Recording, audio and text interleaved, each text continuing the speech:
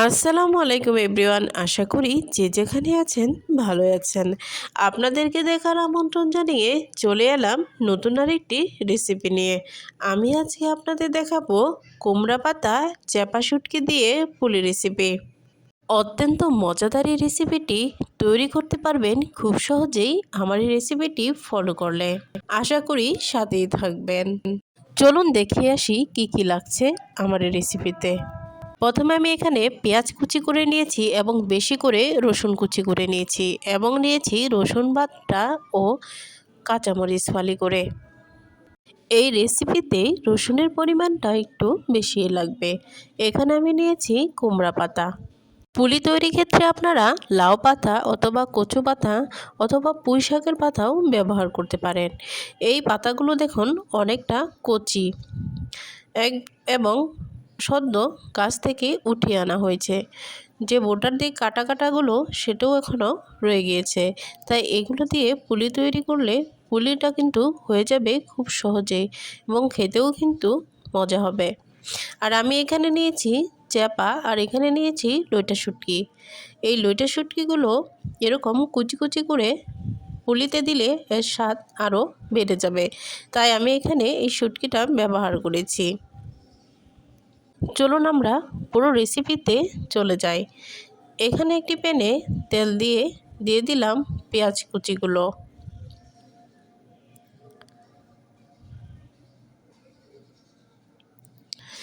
এবার আমি এখানে ব্যবহার করব রসুন কুচি। রসুনের কুচিগুলো আমি এখানে অর্ধেক দিব আর অর্ধেক কুচি দিব হয়ে যাওয়ার ঠিক আগ মুহূর্তে, কিছুটা আগে। এবার আমি এখানে পরিমাণ মতো লবণ দিয়ে দিলাম। এবার একটু ভাজা ভাজা হয়ে আসলে দিয়ে দিব কেটে রাখা লইটা শুটকিগুলো। চ্যাপাটা আমি এখন দিব না, চ্যাপাটা দিব কিছুক্ষণ পরে। এবার শুটকিটা পেঁয়াজের সাথে কিছুক্ষণ ভেজে নিব।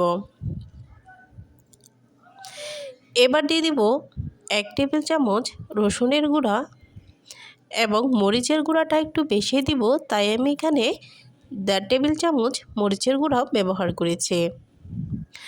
পুলি কিন্তু একটু ঝাল ঝাল হলে খেতে ভালো হয়।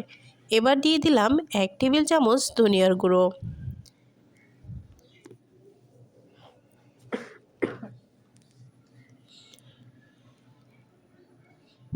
এবার মশলাগুলো একটু ভাজা ভাজা হয়ে আসলে দিয়ে দিব অল্প একটু পানি। এবার মশলাটা আমি একটু কষিয়ে নেব।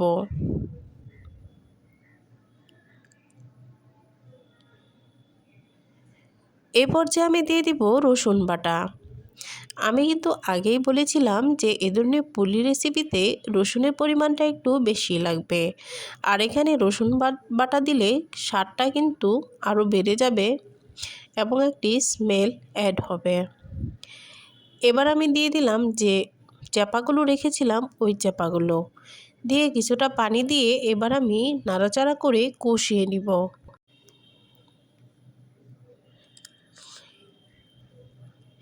এবার আমি দিয়ে দিব যে বাকি রসুনের কুচিগুলো রেখেছিলাম ওই কুচিগুলো এবং মরিচের ফালিগুলো দিয়ে এবার আমি এখানে আর কোনো পানি অ্যাড করব না। এই পর্যায়ে আমি এই সবগুলো অনবরত নাড়াচাড়া করে ভাজা ভাজা করে নেব। দেখুন আমার পুলিটা কিন্তু হয়ে গিয়েছে এবং আমি এটা ভাজা ভাজা করে নিয়েছি। এবার আমি পাতাটা প্রস্তুত করব। পাতার যে বোটাগুলো ছিল ওইগুলো আমি কেটে ফেলে দেব।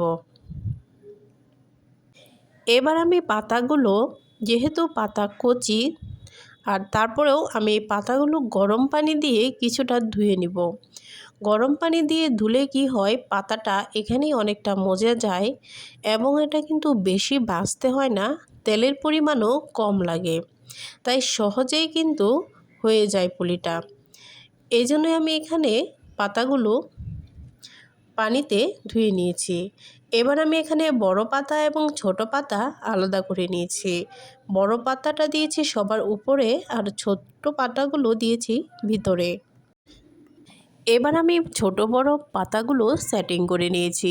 এবার আমি যে পোরটা তৈরি করেছিলাম চ্যাপা শুটকি দিয়ে সেটা আমি ভিতরে দিয়ে দিব পরিমাণ মতো।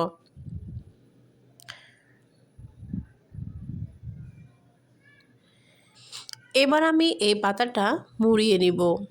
এই মোড়ানোটা আপনারা যেভাবে ইচ্ছা দিতে পারেন, শুধু ভিতর থেকে পুরটা যেন না বের হয় এইভাবে পুরটা মোড়াতে হবে।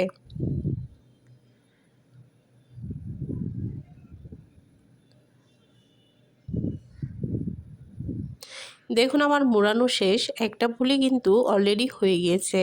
আর এখানে কোনো প্রোটেকশনের বা পিনের দরকার নেই, এভাবেই থাকবে আর এটা এভাবেই ভাজা হবে, খুলবে না।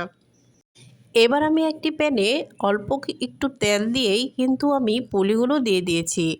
যেহেতু আমি পাতাগুলো গরম পানি দিয়ে ধুয়ে অলরেডি মজানো হয়ে গিয়েছিল, তাই বেশি তেলের কিন্তু প্রয়োজন নেই, অল্প তেলেই ভাজা ভাজা হবে। আর এখানে দেখুন আমি ঢেকে দিয়েছিলাম, তো পুলি থেকেই পানি বের হয়ে এসেছে।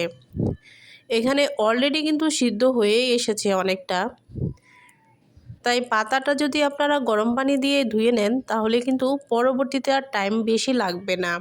দেখুন আমার পুলিটা হয়ে গিয়েছে একদম।